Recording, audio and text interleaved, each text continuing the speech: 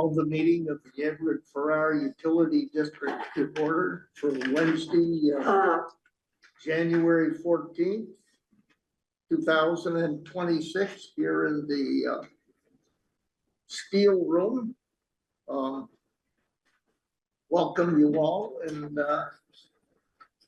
we have before we get to the agenda, we have a new recording secretary.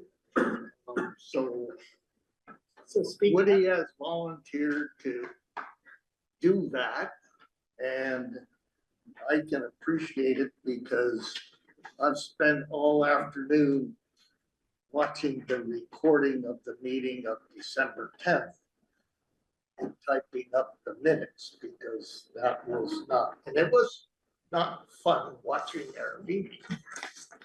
I can't imagine. I thought it was, I watched it, of course, and I thought it was The very, Zoom what? yeah, it was good. Once they got back on track, because there was a chart on the screen for much of the time. And then someone from the audience made a note of it, and then they became live again, the speakers were on. That's the 11th. Yeah, the 11th. Which one are you He's talking about the 10th. The 10th, one last, let me sing that, sorry. So it's 2 hours long, and Tom was doing the thing, so he's the only, so I sat like face to face with Tom for 2 hours.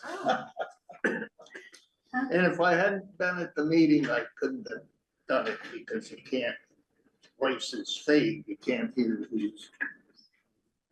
But I don't have those minutes available, so.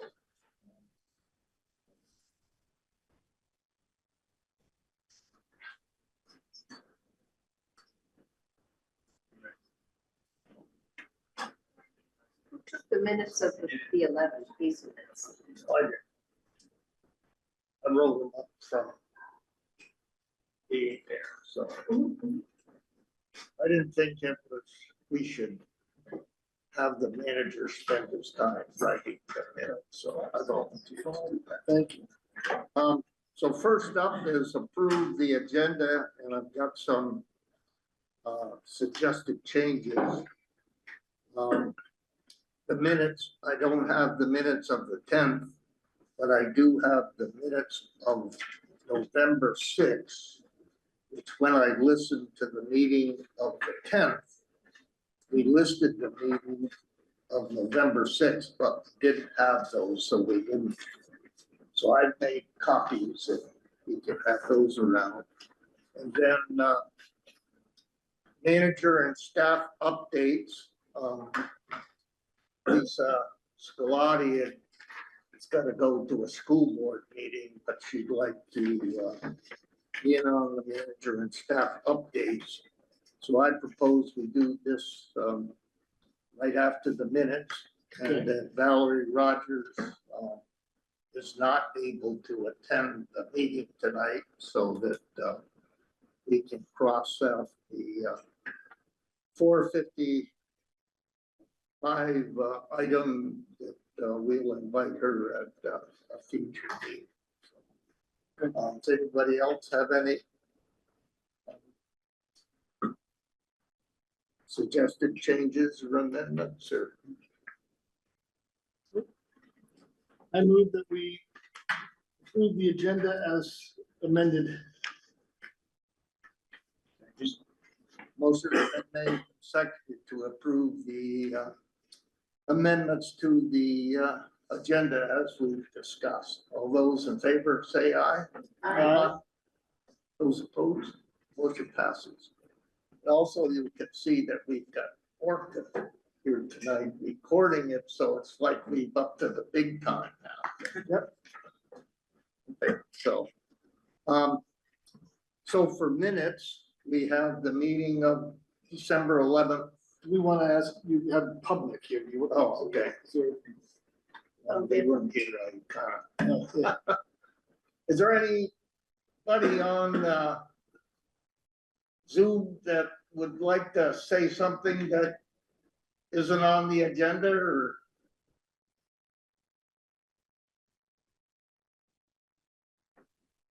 Hearing nothing, I assume that Someone has anything? Okay, Dog. The dog. What's a cat? That's great. Thank you.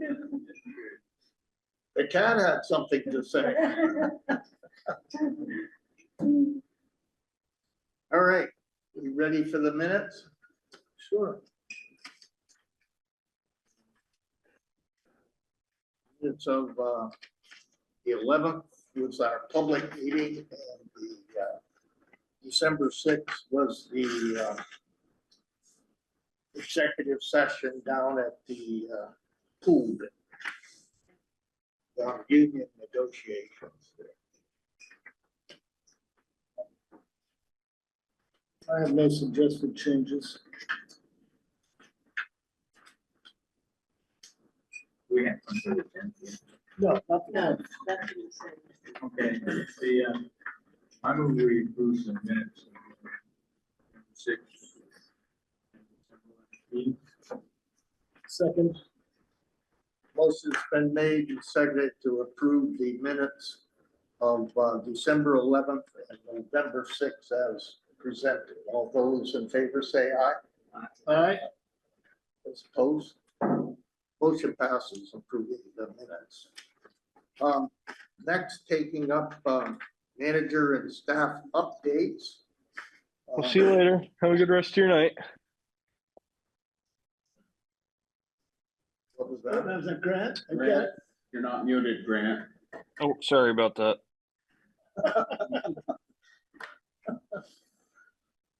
All right, manager and staff updates, and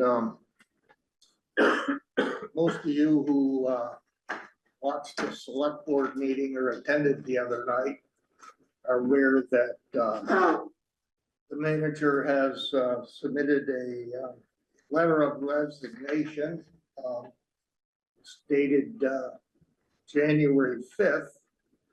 And with your permission, I just read this letter and then. Sure. Okay. Dear members of the select board and commissioners of the Edward Farrar Utility District, please consider this letter my formal resignation from my position as the district and town manager. My contract requires that I provide each respective board with 60 or 90 days of notice prior to my resignation. I am requesting that be voluntarily modified to allow me to pursue a different opportunity which will allow for an improved work-life balance. I propose my final date be Monday, February 2nd. I pledge to continue working diligently until that date to ensure all of my work is documented and an appropriate transition plan is developed. I certainly want to see our major projects come to fruition without undue delay. I also want to ensure full preparations are made for town meeting day. It has been a pleasure to work with you all, and I thank you for the opportunity. In particular, I want to thank Skip, Mike, Roger, and Alyssa, who have served as chairs and provided me with an invaluable guidance and assistance. Sincerely yours, Tom Lee. So, do you want anything to add to that? Sure. I strangely enough, I received a job offer on New Year's Day. Very much. So it came together very quickly. Other parties don't want to necessarily wait 90 days. That makes it very tough. So that's the request. Part of it is I actually did the math a little bit ago, and it had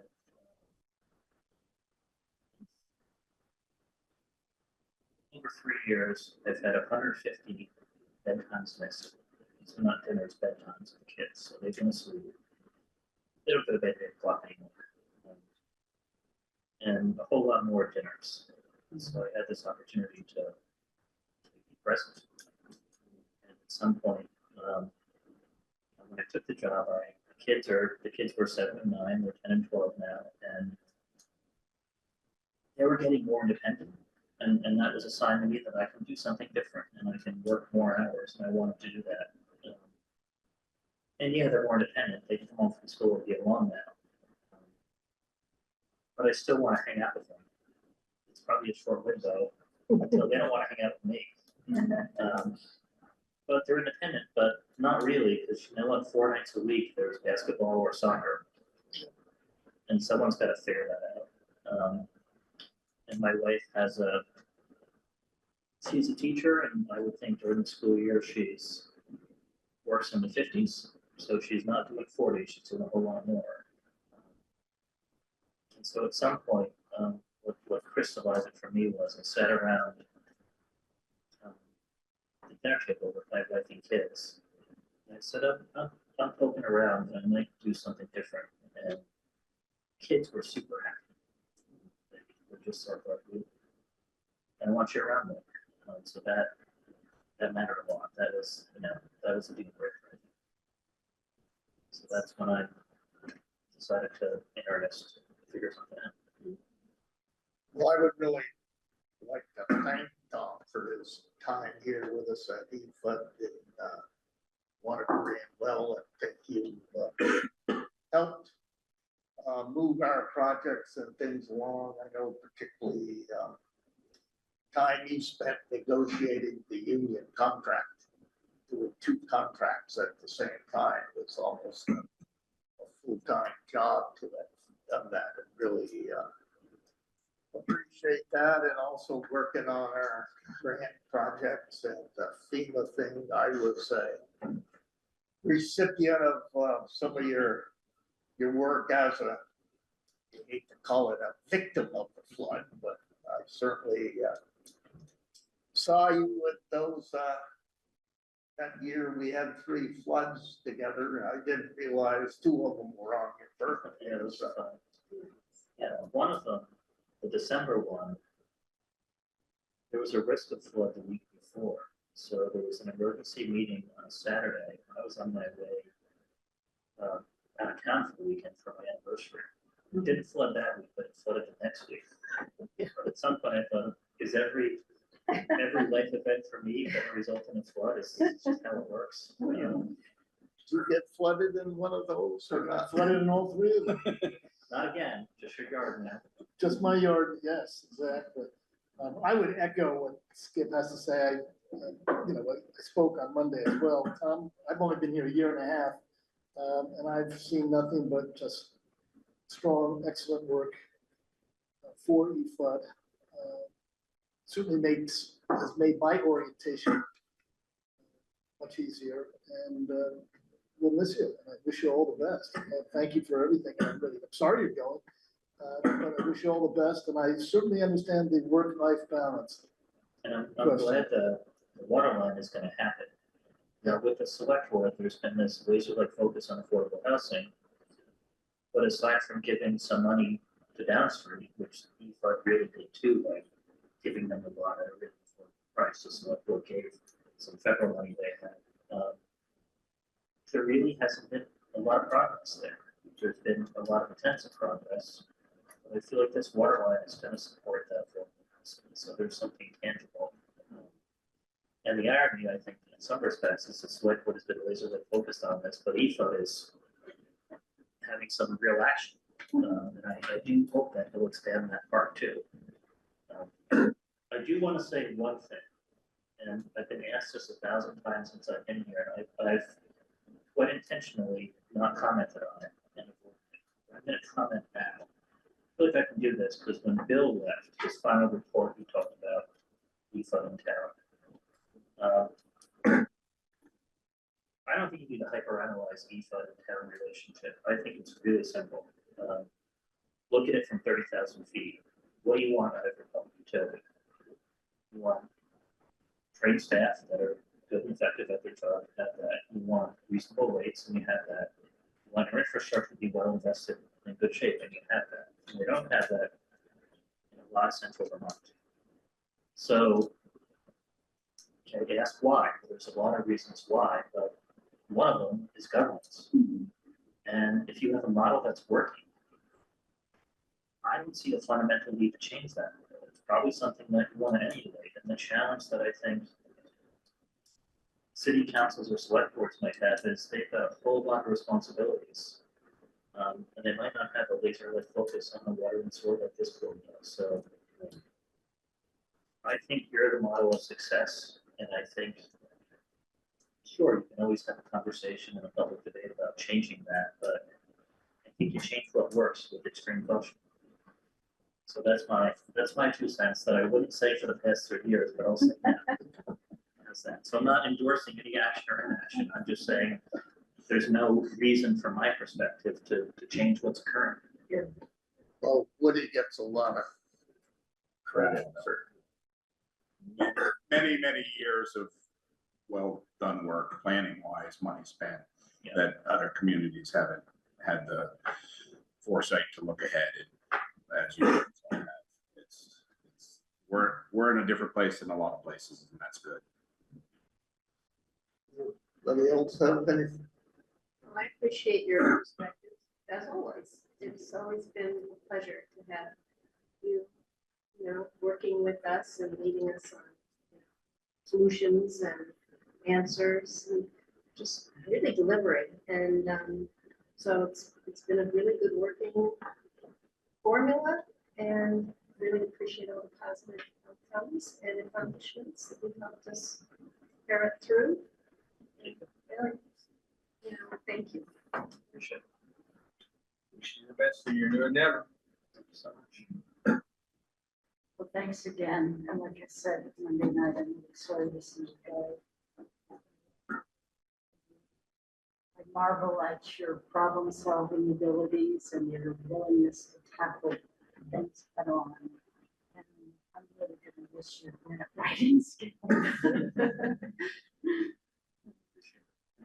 And before I head out, one of the things on my task list is I will send out a draft version. That'd be great. I'll talk to Skip and Woody with maybe a couple different scenarios and just, You did great on the screen last night, Oh, yes. you know. On Monday night, Master, or Monday? Monday night, It's just like, I lose track of the days or stuff. Which, was the, EFUD contract, 60 days? 60 days, correct. So we would need a motion to, forgive or allow, Shorter notice. shorter notice, I don't know just how many. to allow you to, you had a date, right? Yeah. February 2nd? Yeah. To, what is it exactly, we're terminating the contract on that day? So I think voluntary agreed to the time. Do you wanna make that motion or I move that, be slow because. Clerk. I Oh. wrote it before he said it. There you go. Well, what did I say? Well, you're gonna vote, or you're gonna move to agree to the Tom's resignation letter that his final day be February 2nd, and we will not hold him to the 60-day that is in his contract. So Excellent. moved, so Well moved. done. Wow, you have your own secretary, that's great. So second. Motion is made and seconded to accept Tom's resignation letter with his last pay to be February 2nd and to forgive the notice period required in his contract. All those in favor say aye. Aye. Those opposed? Motion passes. So, Wait. and also, with Tom leaving, we need to appoint an interim manager as of February 2nd and things, and I've spoken to Woody, and I would recommend we appoint Woody as or Bill Woodruff. Yeah. You're willing to do this, Bill? Yeah, I spoke with Skip earlier, till you find somebody. And you and I spoke as well briefly Yep. last week. I think it's a great idea. And if you need, by the way, if you need help with stuff, Yeah, that's why I feel confident with the EFUD stuff, that I have a knowledgeable, experienced board that knows what's going on, so. right, but yeah, if there are duties that can be Yep. taken by one of us, I'd certainly be willing to help you. Was that a motion? I move that we appoint Bill Woodruff interim district manager of the Edward Farrar Utility District, beginning Until on, further notice. until further notice, beginning on February 2nd or 3rd. I think second would be great. That's my last day of the week. It lost me around. February 2nd. That's great. That's good. Um, So that was a yes, motion? that's the motion, and then I'll have a question afterwards. Okay, I'll second the motion. Motion has been made and seconded to appoint, Bill Woodruff as the, Edward Farrar Utility District, manager as of, February 2nd until further notice. All those in favor say aye. Aye. Those opposed? I don't know if this is a discussion for, open meeting, but, I assume we want to, some way or another, compensate him for the additional duties. Yeah, Yeah. Okay, but I don't know.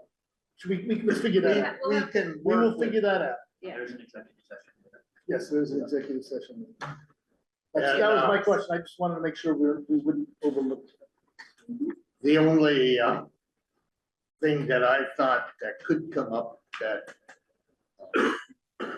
need some help with was if we got a, UDAG loan application things. And, Yeah, I had spoken to Rick, whether if we got an application, he'd be willing to shepherd it through the process. somebody did actually inquire the other day about that loan. Somebody did? Yeah, wondered where they could find a form, or who do they speak to, or, Okay, so. So, I said I'd be happy to take on that responsibility. And work with the board. Oh, work with the board, No, work with but the, the advisory board. advisory. Yeah, just shepherd the process. That is great. Yeah, that'd be good. following Thank you. the same process, has RW appointed a replacement for Olin or not yet? Bigger than that, so, we wanna make a motion that we temporarily appoint Rick to shepherd any UDAG applications through the process until we find a permanent, You think Good it's, job. you think it's necessary? Right, well, just to be prepared. to clear that we've addressed Yeah. Okay, that differently. It won't be on those shoulders okay. primarily. Yeah, that's my reaction too. It's like, do we have any loans coming? But now it sounds like we might, so what the heck? Or proposal, so if it's, I'm happy to do it. Now that you got your house raised up, and The work never ends. so the motion, who seconded that? I'll second. Oh. I'll second it. Natalie seconded. Yeah. So motion has been made, seconded to temporarily appoint, Rick Weston to shepherd any, UDAG applications we, get to assist, district manager in the process. So all those in favor say aye. Aye. I abstain. I abstain. Duly noted. And the other item that, I think when I read the,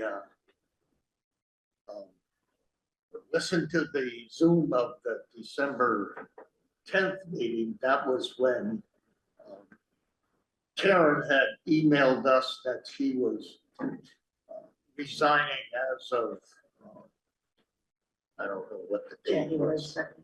And things, but we've since talked to her and things, and she's agreed to continue to serve as the clerk and treasurer of EFUD at least until our annual meeting in May, so that want to duly note that and that we didn't accept her resignation as of, I think it was December 10th, so that she will continue to be the clerk and treasurer until that time, so. And along that lines, Beth had just given me a copy of this, Beth Jones, the assistant town clerk. Karen had appointed Bill Sheplock as her assistant treasurer for EFUD. So he serves as town treasurer now, correct, Tom? And Karen appointed, as she's apparently willing to do, appointed him as assistant EFUD treasurer. So was So he, she's remaining as clerk, but. Remaining as clerk, remaining as treasurer, but she Oh. can appoint an assistant. She's appointing an assistant? Yes. Do that? Clerks and treasurers by law can appoint their own assistants. What about pay? So I mean, Good question. you can't, they can appoint as many as they want. Here, the board sets the pay. So in the past, I don't know if Karen appointed that as the assistant for each other. I don't think EFUD had an assistant treasurer, correct? No? Yeah. I don't think, no. But your pay is set at the annual report. For the working treasurer. Your pay is set at the annual report. Treasurer. So we can have a conversation with Karen about Sharing her. is she sharing or something separate. That was, well, she didn't bring it up to us. That's all. what was the effective date of that? 10th of January. Yeah, and I'd asked Beth to give us a copy because I didn't know. Yep. And I had a brief discussion before the meeting, thinking you folks ought to know, because I didn't know. And Bill has offered to help in any transition there. But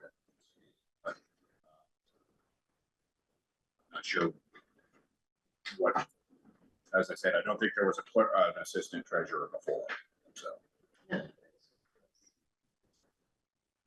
So are you still there, Lisa?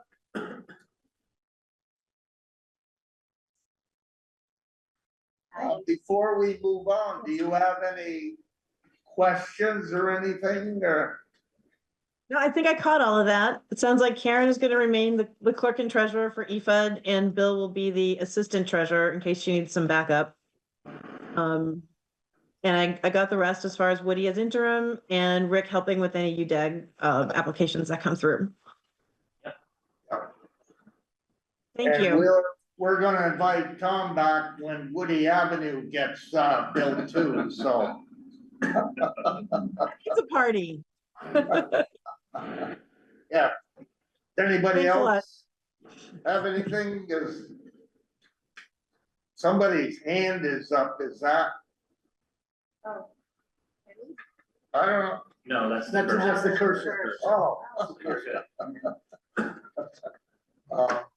Every third meeting we make a mistake. Well, it's kind of tough for me to see the screen and stuff, so I. Now there is a hand up. Hey, Skip, can you hear me? Yes, Tom. Tom Glore. Yes, Tom. Just a question, because you're on the topic of UDAG, and I've asked this before about the beer shepherd. When a company goes out of business and still has a UDAG loan, and I think there are 2 for Stowe Street, how's that handled? So Beer Shepherd paid their loan in full. But there's still a legal obligation. Everyone signs legal loan documents that were attorney reviewed and are recorded in the land records. And so if we don't get paid, then we follow that legal process. Which ends up in bankruptcy court, presumably. About the Stone Street Cafe, did that, That's what I was referencing, Skip. I think Tom answered the question. It's just one of those things. It's a hanging action. Yeah, I'll reach out to them and get what it is.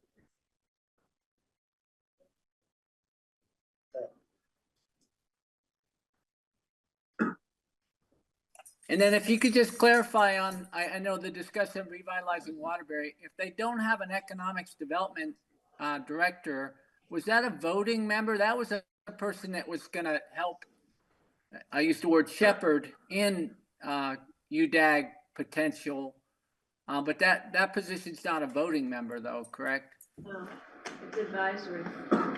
Advisory. Okay, thank you. is that it? Ann Imhoff. Ann has a question. Yeah, hi, I'm sorry, my had a little computer glitch here and was turned off for a minute. So on the UDAG loan, I'm not quite clear. Rick is going to be handling the intake and then pass it on to the loan committee for review? Is that what? Correct. Yes. Okay.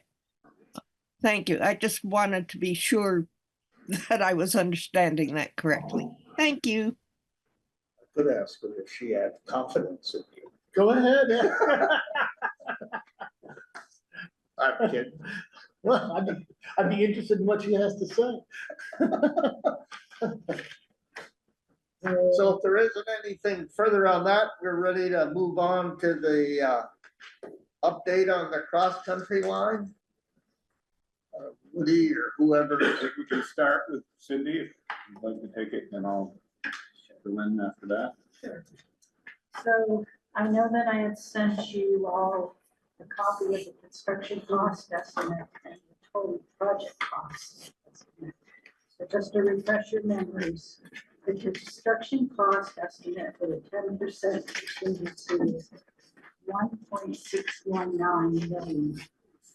The total project cost, which includes all the engineering, the permit fees, legal, administration, that comes out to 1.99 million. And we have 2.84 in grant money. So we've got plenty of wiggle room. Does that include this alternate or whatever? Yep. Was it out to bid yet or? Well, that's what I was just gonna say. Woody, Alec, and I met with Dufresne Group this morning. The bid is going to be advertised January 23rd. We'll have a pre-bid conference on February 12th, and bids will be opened on February 26th. Is that open here or where do they do Yeah, it? we'll open it. So is that a public meeting? You kind of advertise the opening of bids and things or? No, we Not just, from the bidders or aware of it. Yeah, we would expect a commissioner or two to be there. What's the date again? the 26th. Well, for pre-bid conference. It's February. So is that just for them to talk about? That's where all respective bidders have the opportunity to come in and ask questions and maybe go on a field visit. Yeah, so they can really get the details for their bid. Typically, Very typical. typically, the various bidders will all request copies of each other's bids. Just to see where they fall. Definitely it's a public document. What's it cost these days to get a set of bid documents anyway? 400. So, Hard copy. That's why most of it's done electronically now. How about the, rights of way? What do Yeah, you so make we're- any- We're making a little progress. Next thing we've got to get checked off the box is the wetland permit submitted and paid. We have 4 property owners who have impacted areas of their property that have wetlands. We're only talking, like 399 square feet for one property, 1,000 square feet for the other one. But for the wetland permit to go in, it has to have my signature and the property owners. So we're working on that. Got some property owners out of the country. We've got other things. And we were waiting a little bit on Vermont Survey for some documents for the easements. I've spoken with them today. They called twice. Should have that stuff to us by Wednesday of next week. There's a little bit of a question with the survey and how much title searching they do on the easements. If we are going to compensate anybody for something, then it becomes a much more intensive process as far as how much they search the title and how much they do. There may be other ways around that. And because some property owners have asked, not for a lot, but have asked loosely, is there compensation available for? Even if we gave them a free connection. Well, I would call that compensation. So Yes, yeah. whether the lawyer calls that compensation, consideration. yeah, Consideration. so there's a few of those things to work out. But the money's there, it's looking good. When we break ground, I'd feel better. Yeah, we have some tree cutting to do. Has to be done in the winter time for environmental reasons. But yeah, moving along. You, And for bats. Yes, that's good. That's good. had an opportunity to summarize what all the allocation fees would be, or you collected the permits. you We said. did. The way it's looking, we're gonna come across, we go a great deal of length across 2 properties, hopefully that are already water customers. They are fed off a couple of roads, so we go quite a ways before we hit new territory.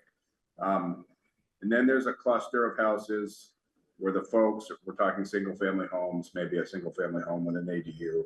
So there's a little allocation there. Then we go through a couple properties or nearby a couple properties that they don't have the best water, but they've told me they're probably not gonna hook on right away.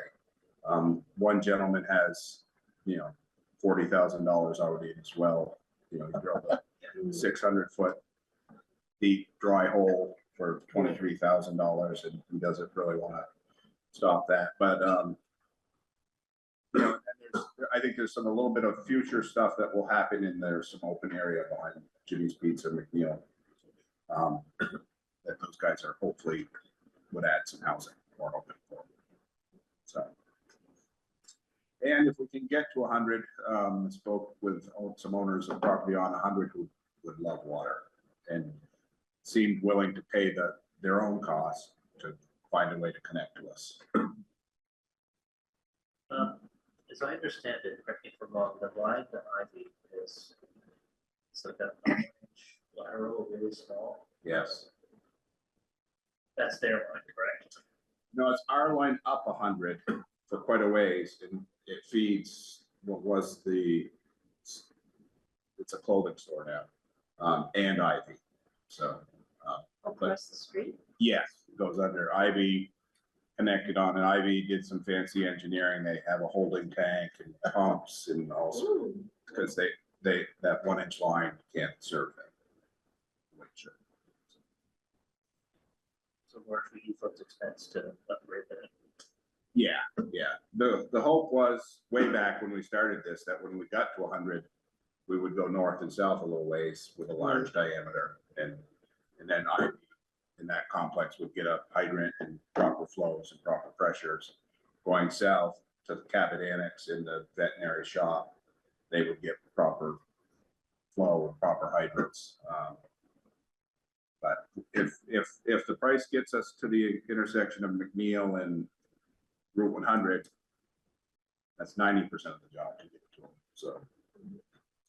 So if phase two, which would talk a lot of money, is going up and down, an interim phase where Ivy Building Store gets something a little more appropriate.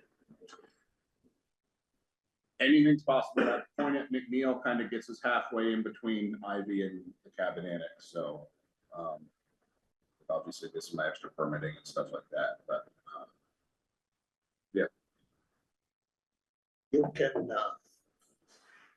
thank Bing Woodard for that 1-inch copper line. Yeah, Because when we met with Bing about drilling a well for the old dugout restaurant, yeah, he wanted something like $15,000, and old Steele says, geez, Bingo, we didn't wanna buy the whole property. So we ran the 1-inch copper up the yeah. road to it there, because we didn't wanna pay that much, so. That's one of your history stories you can Okay. pass on with it. Where will the fire hydrant? One? Yeah, there'll be several, yeah. There will be one at the intersection of McNeil and 100. There will be one at the end of McNeil Road as we work our way out. One out East Wind Drive, 2 out East Wind, 3 out East Wind. You know, and then another one up on Apple Tree or Apple. Oh. So, yeah, by design standards, Sydney would know better than me what they are. Apple Hill, At Apple Hill, yes, yeah. Okay, Every, how many feet? 500 feet. that's sweet. That's awesome. Yes. So even the customers who would not be customers are excited about having some fire protection. Yeah. Yeah, This is the fire chief. yeah, exactly. that was my original thought, that we ought to get over there. There's commercial property. Oh, yeah. Fire protection will be a bit. And the town isn't contributing anything to the That's correct. project, you know, even though you're protecting their property. Does Tom have hand up again? Yes. I do. I just wanted to see if my questions were going to be answered as you could have the dialogue. Again, I think it's a great investment. I think it's a great win for the EFUD as well as the town in total. Definitely something that I'll correct Skip you on one term, right? It's federal money, right? But it's in-house right now. There's also some state money in there. Too. Okay, so the combination of federal and state money, that is in fact taxes, right? So so we can count on the money in-house right now. Is that true? I mean, is it 2.1, 2.5 million in-house, or when does the funding arrive? It's 2.84. It's already been allocated 2 fiscal years ago by Congress. So it's gone past the time that it could be clawed back. Okay, so it can't be clawed back. That was going to be my second question. And then finally, in the process, is this a sealed bid in which are there multiple companies that do this work, or are there just a couple? I'm No. just not familiar. So No, Tom, it would be a sealed bid, a project of this nature, and Cindy probably would chime in as well. I would believe there'll be multiple bidders. It's large enough, but not too large. And it doesn't take a lot of specialized materials or expertise. So I believe there'd be a lot of bidders on it. We're bidding at the right time of year to make sure. Yeah. And we're also reaching out to firms. I've got a bunch of pipeline projects already, so I've got a long list of contractors to reach out to. and then Tom, based go on ahead, sorry. federal procurement requirements, it needs to be awarded to the lowest responsible and responsive bid, which to translate, that means it gets awarded to the lowest bid price, provided they have good references and they have provided everything required in the package. Yeah, we used to call it lowest price technically acceptable. So lowest bid, but they have to be technically acceptable. So you can actually award to someone that is not the lowest bid if not technically acceptable. But in terms, I'm good to go there. I applaud you for pursuing this and trying to get it all wrapped up. I know that it's going to take some time. Once it gets awarded, shovels in the ground probably next summer, or how long would a project Hopefully do this this take? spring. The spring? Okay. Yeah. And then you think maybe by the time you put shovels in the ground, there may be some discovery in terms of the terrain. You never know. But is there how long is a project like this? A year? No, it would be more like 6 months. Okay. Fantastic. Thank you so much. I appreciate it.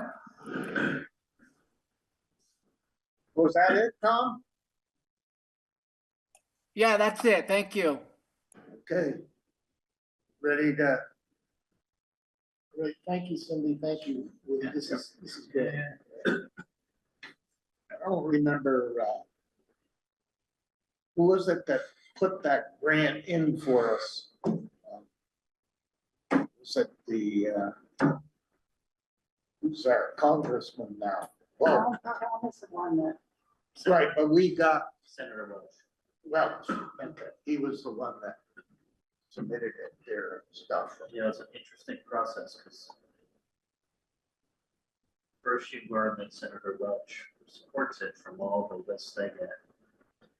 Then it's got to get through several congressional committees, which takes a while. And even after that, it's then assigned to a department, so in this case, EPA, but you have to then apply for the grant as if you don't have it, which is it's all a bit of a headache. And an awful lot of time even after award. But glad we're there. Yeah. Okay.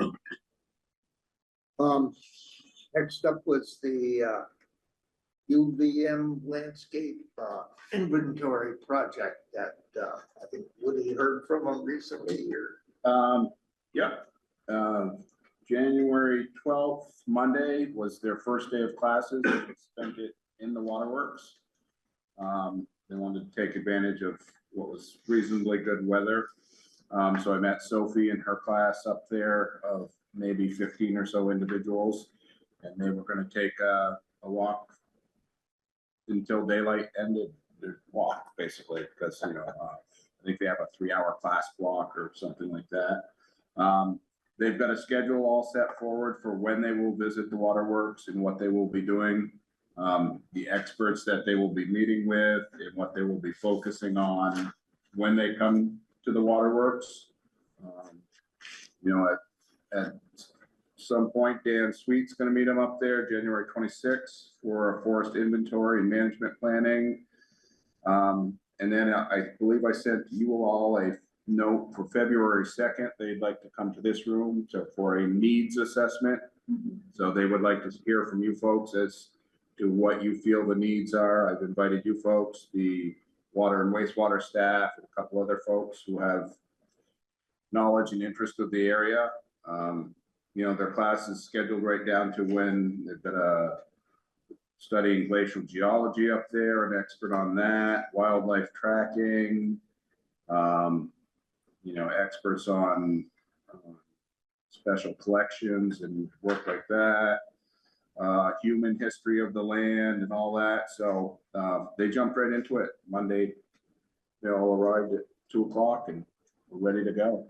Could you scan that in and send it to us? Sure. Yeah. What's the date they want to meet with us? The second. The 2nd, At 1 PM. whatever I said it was. That's here or? That is here, that's right here.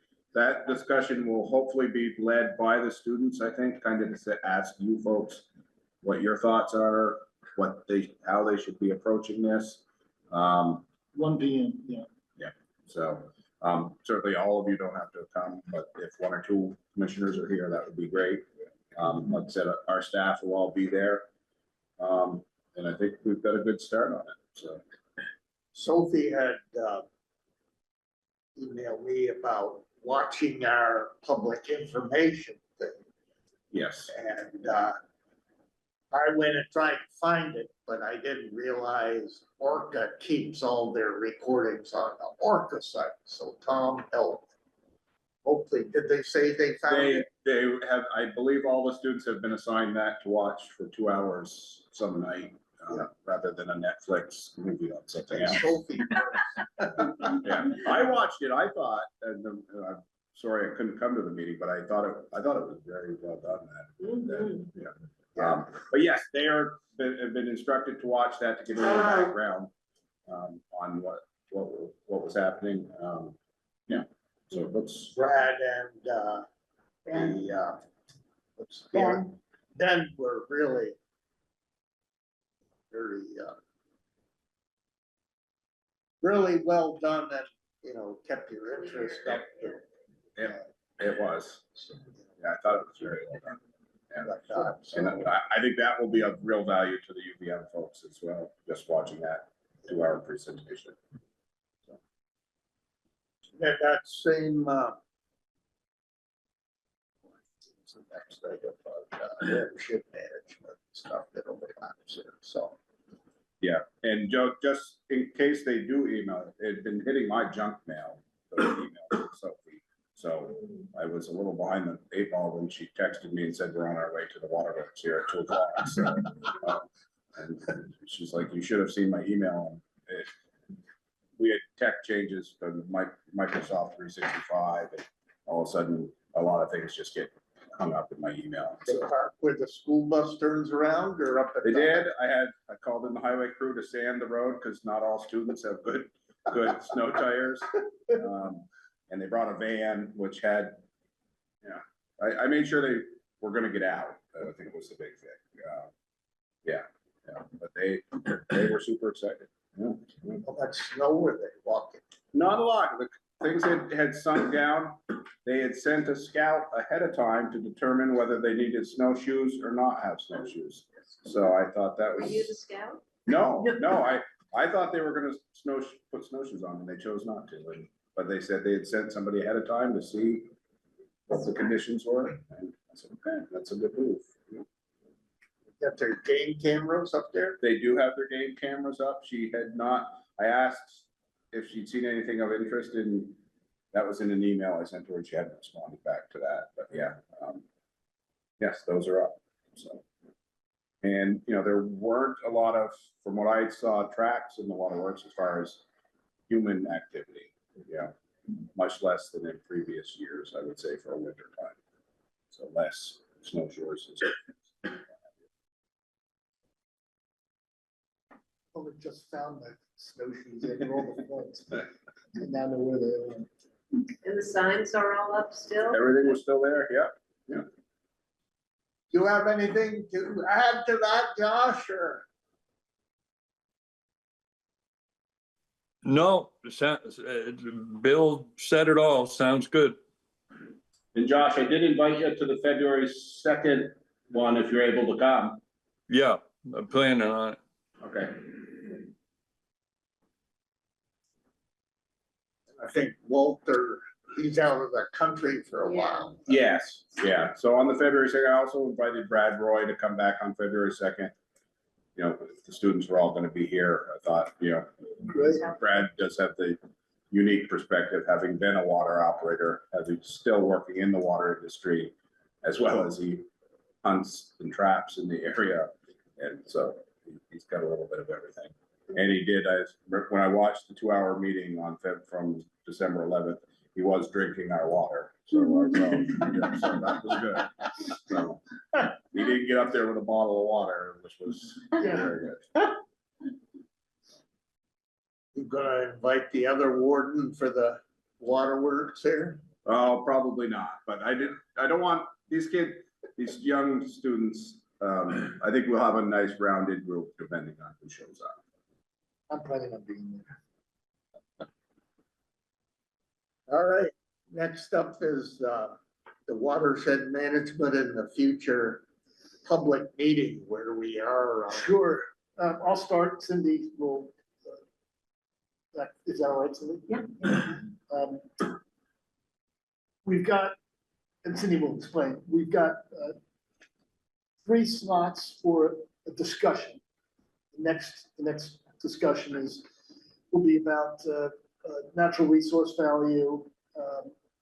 We hope we'll be able to get a representative of the water system from New Hampshire who can tell us how they've dealt with these challenges as well. One other, I'll turn it to Cindy. All I wanted to say is we have not yet identified a date.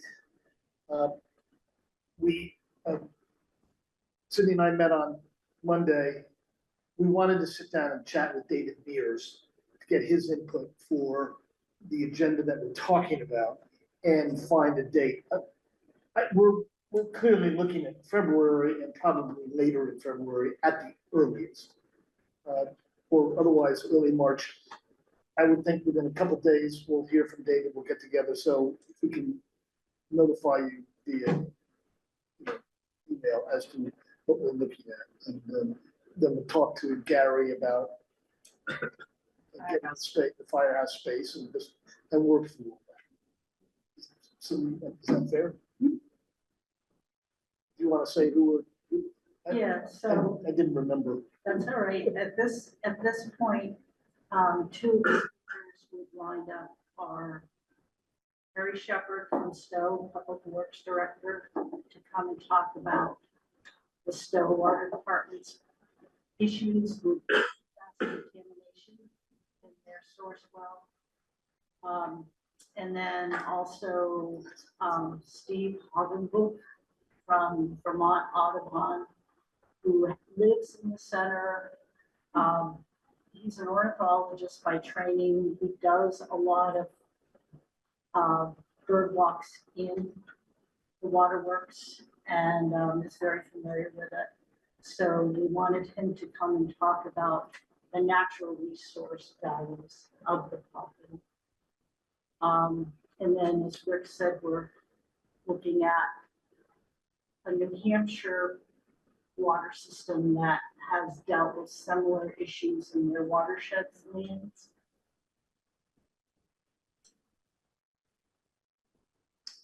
Does that sound, you think this is the right direction to go with this?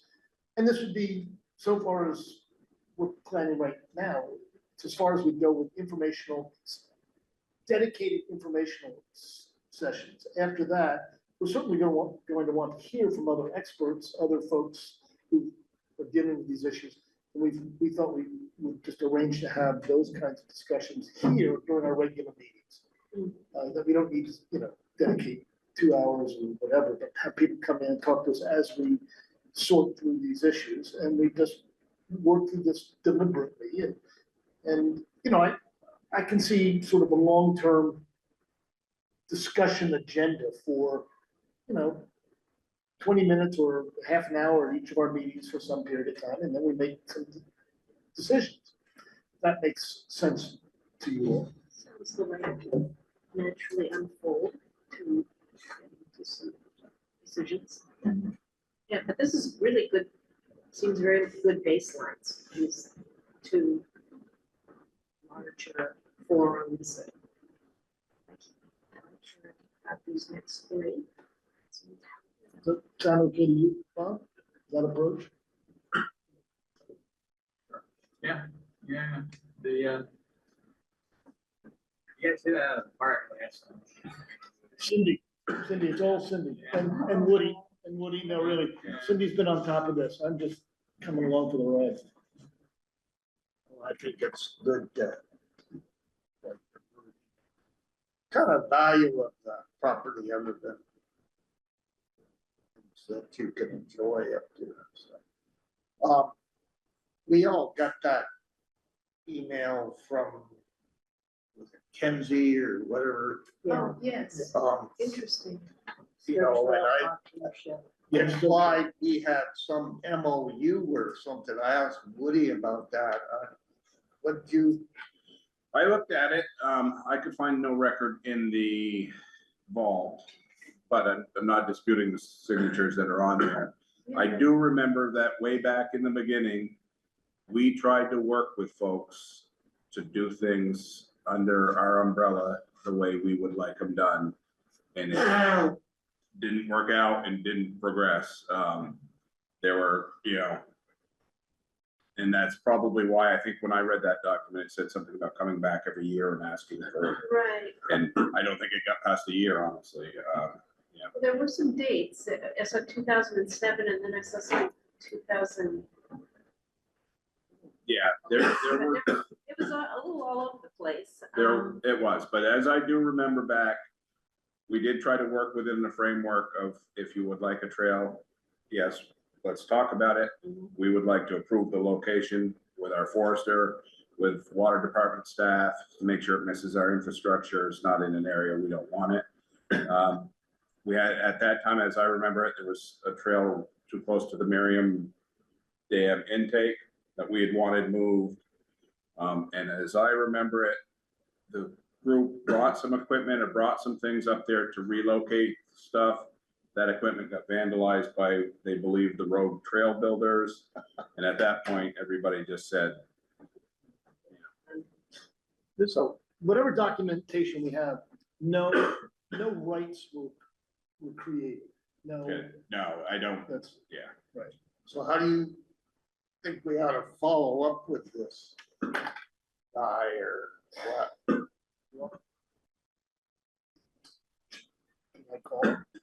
Yeah, I mean, What is the date of the email?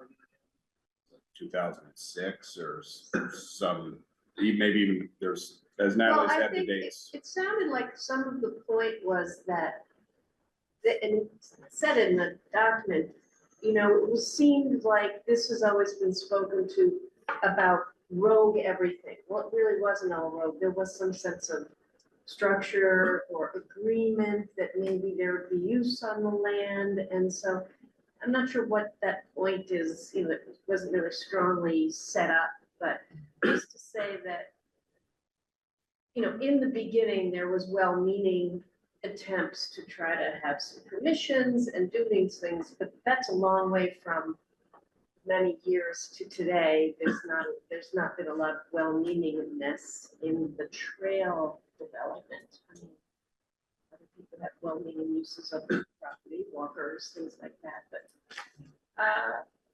it was, yeah, it didn't seem like there was a call to action with regard to that information, but just something to say that once upon a time, this board thought maybe this might be available to use. So, my suggestion, there's no real formal answer here. Both parties agree the LU is effectively not in place. Nonetheless, there's no record of an MOU either being signed or unsigned. I suggest making a motion to formally declare that we haven't agreed to the LU. Doesn't need to be hostile in any way. It's just, I think got to be a little bit formal. Yeah. So you knew this guy or? No, she has, it's a woman's gift. Oh.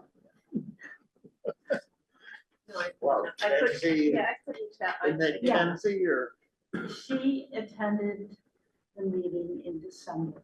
She has attended several meetings here. She works very closely with WADA. It's the Stowe Trail Partnership. And I don't know if you recall from when you and I met with Forest Parks and Rec, they have had some interactions with Stowe Trail Partnership as well. So pretty much anything that goes on in Stowe, that organization gets involved.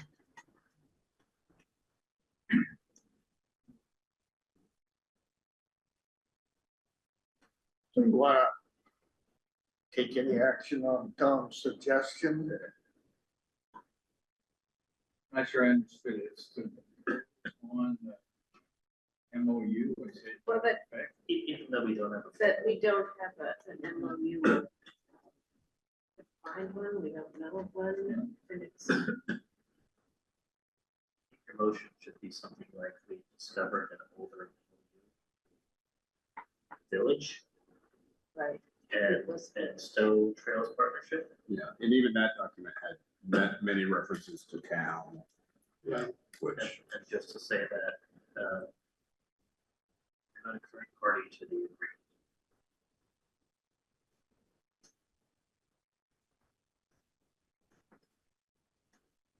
So you got that wording? We need to make a motion, and we ought to have the lawyer tell us what it's.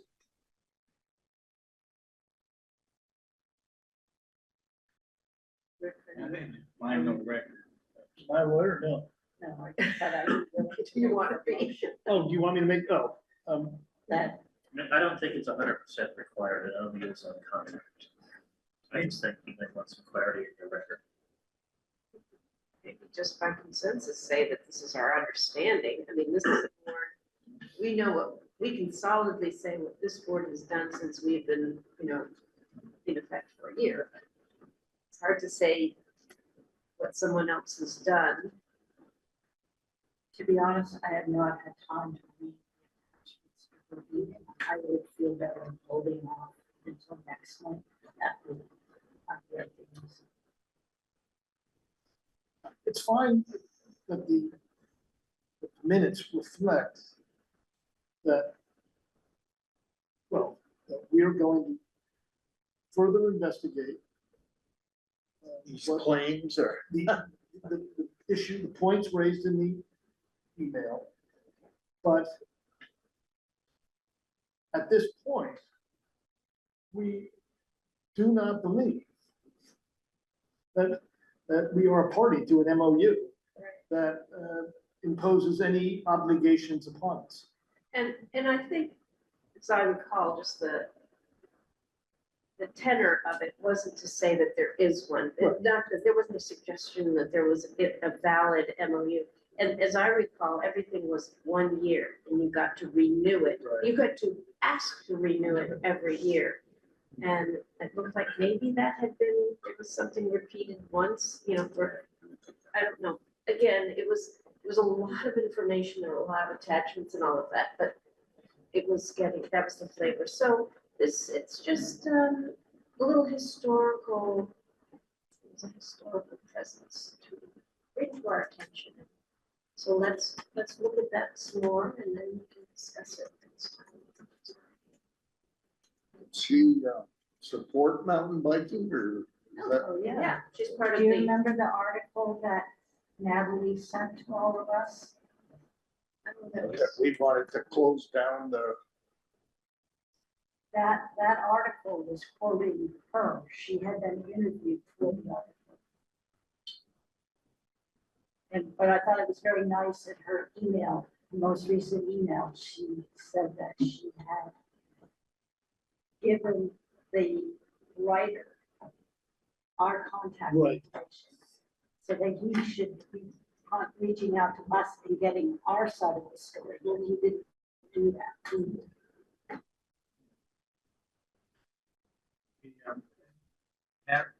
This excursion reminds me that, you suggested that on the agenda, one of these things that we have at least, or, I mean, it comes with on the fourth.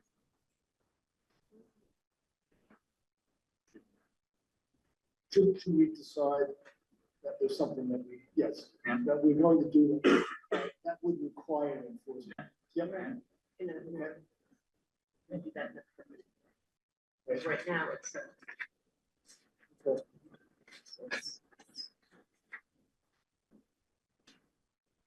so what do you got down, what we're doing? You're asking me if Woody's. Woody works I don't know, for you. You sort of started a motion. I didn't, we decided not to have a motion, but I think again. You made a little the- notation, The but- minutes will reflect that at this point, we do not believe that we are parties to an MOU that impose, under which we, that obligates us in any way. Right, We- with we- regard to the waterworks. This will all come out in the draft. We'll make it up as we go along. Just what I was doing right here was, in fact, responding to David Mears. So we're gonna get to, he just emailed and we're gonna get together in a day or two. And, You did a good job. for the, You did a great job. yeah, David Mears did an excellent job. And kind of related to that topic, when we had our union meeting, Kenny was here and he's been looking at the years and years of influent turbidity data that he thinks is on the rise. My thought was, when he said that, was we ought to get somebody to look at it in a statistical sense. And I don't know if Dana Allen is, would be somebody to do that, but to keep in mind, to have some scientific evidence of what's happening Yeah. over there would be helpful. Do the UVM students maybe have a slant of expertise that might? They're more than natural, I can ask. We can ask. Yeah. Yeah. We can ask, They could ask Testing them. of we can that. ask David Mears I too. think we want to go with a professional. Oh, Yeah. totally, okay, yep. We had our first attempt at that. Well, let's see what, and Kenny is, in my conversations with Kenny, he's really gotten into this. He's digging deep, when he finds time, he's digging deep into it. So we start, see what he has to say, tell us, and then, yes, let's find someone who, if we. If he has a I think- hypothesis, Yeah, let's yeah. find a And scientist and that if can obviously there's a, take that on. an expert in the field who can, Dana has a consulting business and sort of water quality down here. He does a lot of things, but he's more teaching. Because he's the one who first emailed me about, is there data on this threat for the water quality and stuff, and I've looked at his website and he's really remote sensing. And I know that he has been working with some of the more established environmental engineering firms in the state. like Ross. Do you know how far back the data goes? Just go back to June of 1992. it's all stored. Whether it does, I do think it will be difficult to make a connection between the turbidity numbers and mountain bike trailer usage up there. If- Well, but we've got the data, so let's see what it Yeah, is. you gotta start by just overlaying the precipitation and Yep. temperature and all those things. Yeah, I have to wonder, when you look at the rainfall events and the runoff as compared to. Yeah. It'll be tough, because even rainfall, I've been there numerous times where it can be sprinkling at the treatment plant and there's 2 inches of rain falling in the waterway. Sure. Or, or down here, I mean, Irene was a major event down here, but up there, not so much. Yeah, I mean, Irene, I've heard of that. Yeah.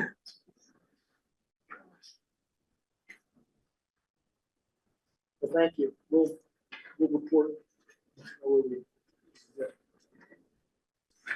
So we next up with department reports. I'm done. Cindy, do you have any? Yep. that's it. I have one thing under department reports, whether, so I was doing the minutes. We approved the well test sampling. Has anything? No, I sent some data to Chandler Noise, who's spearheading that. But I believe they've ordered the sample kits and stuff like that, but they haven't. It's not signed a contract or told them to go I don't think ahead. I've signed, yeah, I think I did sign a contract, yeah. Something interesting, I think, to follow in their reports, is sludge. So Matt Jones and Tony at wastewater, sludge tanks are full. So they work with a hauler and they coordinate with Mount Hill if we will take it. Portable way to empty your sludge tanks, which has to happen this time of year since we can't launch the beds with the hauler. Won't do it. What's interesting to me and seeing the data from Matt, this will be interesting to see how the sludge study addresses this, is the percent of solids in the sludge holding tanks is scarcely different than what's in the lagoons. So somewhere in that process, I know there's like the possibility of a screw press to dewater the sludge, but the sludge itself is not really sludge. Yeah. It's the sense one would think. But getting it to Mount Hilliard is a really good solution, and they'll take it.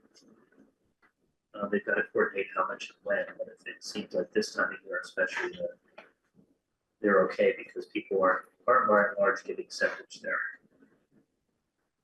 So it's a really good solution for the short term and really affordable. But just Matt has been going through some of that data as a road handle on it. Just struck me how they're beating that sludge tanks. They're almost like additional lagoons capacity.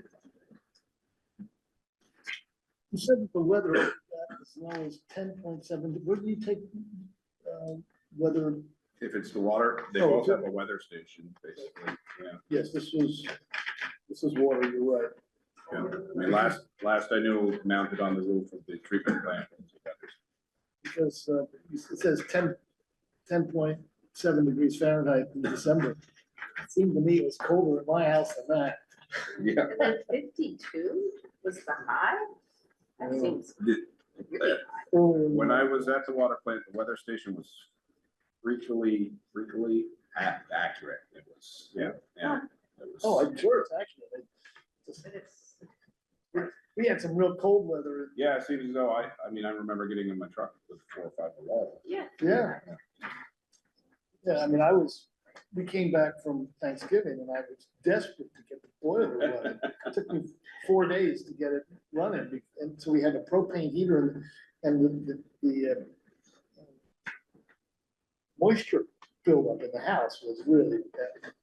Everything worked out. And I noticed that You're in here. we're in here, You 32 made the- Union the Street. newsletter. Yeah, we make the report, and I just want to say that you guys were terrific. You know, They do. that's what they do, and they come in and I mean, both in August, when we started, you know, disconnecting the house, and then when we reconnected it, you guys were. Thank you very much. At least you offered a very interesting project. Everybody loves an interesting project. So have you been following the move of the Ezra Butler house down the road here? No, so that's, Rick's outfit picked it up, moved it out behind the other houses and brought it back forward, and yeah, it's pretty cool. Yeah. wow, I think we have to go see. So now it's in place up Yeah. still. Of the- So in place on the new foundation out front, but yeah, it took a giant U to get there, yeah. Yeah, when we did ours, that was a key construction, you know, project question. Was, would we really lift the house up? Or would we lift it and move it so that the foundation work could be done more easily? In the end, we decided just go high, and that's why we were up 8 Yeah, or 7 feet. yeah. Just as opposed to moving it in your backyard. Butler House weighed 15 tons. How much did yours weigh? Oh, that's nothing. 50? No wonder they had a big, My house weighs 44 tons. 44 tons. wow. And there were 8 tons of steel that had to be lifted. So, yeah, I was Yeah, so surprised. that's why they moved around a lot, probably because it wasn't so heavy. You know, I don't know. The Messier guys, they don't care about weight. They really don't. You know, hydraulics do, they don't care. They'll move. Yeah. Anyway, The, one of the Duxbury health officers Oh, is Dick Valentinetti. Who got a call when the water got shut off at Patterson's trailer park. So he just asked, could we notify him as the health officer when we're gonna, yeah, that's probably would be good procedure moving I forward. see they've been through quite a mess over there. Yeah, the infrastructure in that park's not in the best of shape. Is there anybody living there now? Oh, yeah, there's maybe 7, 8 mobile homes occupied over there. Yeah, This is a really concerning statement. yeah. Owner shutting off the water. Yeah. How much did he? Well, to me, I thought pay that up? meant like, they have mobile homes with nobody living in them, so they shut off the water, so that, and then why is it freezing? Because they're really actually using them sometimes. The owner of the park has been a consistently economical. It's been a consistent effort to make sure it's not too far behind. But EFA has shut off the park.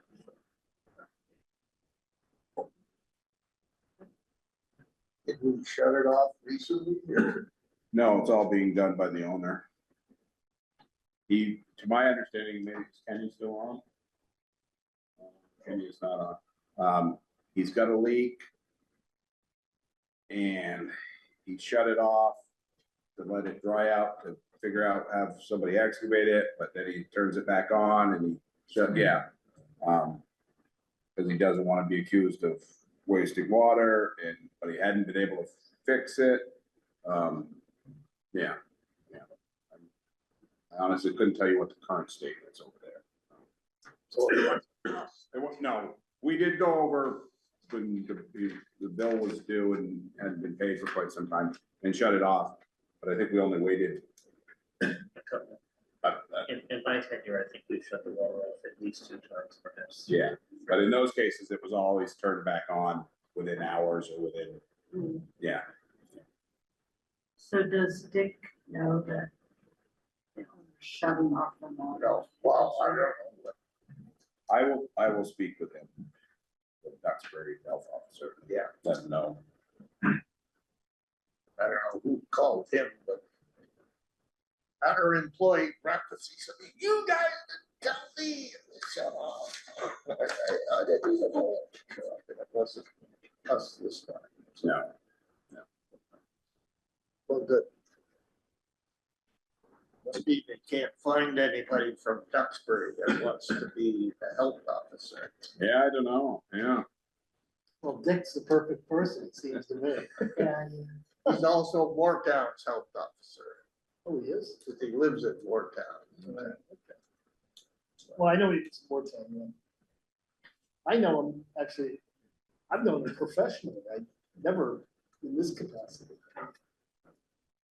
He's working with A&R. What was his last name? Valentinetti. Valentinetti.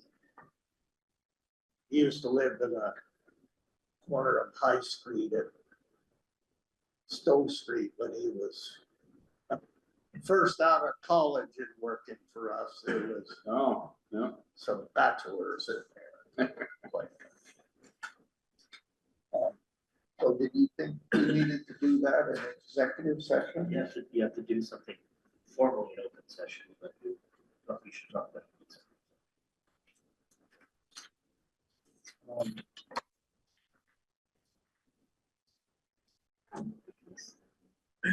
Was that it on department reports?